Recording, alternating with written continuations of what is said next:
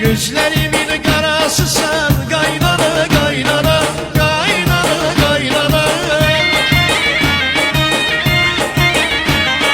Yüreğimin parası sen kaynana. Ay, ne olursa səsin də telefonda qəribə gəlir. Ay, nəsə soruş, nə mən deyim. Başıma şiyat, qardaş. Ne oldu be, nə məsələdir? Keyti maşınamı işləmir. Qayranda qabaqda oturdum. Dedim biraz gəlsin mənə.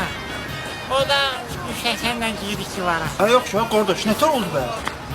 Nə bilməyəm, maşın pis gündədir. Əmələ gələşdir. Ay kişi, onu demirəm, həkim nə deyir, həkim? Həkim deyəndə silə sayılanına apardım. Mənə qoyuyor nədir? Mən maşın demirəm, arvad deyirəm, qaynana nətər oldu? Sən qədərəm, mən maşın halindəyim. Mən nə bilim o qarma qarşıda qaynanam hara getdi. Kim yanına qırağa bilər.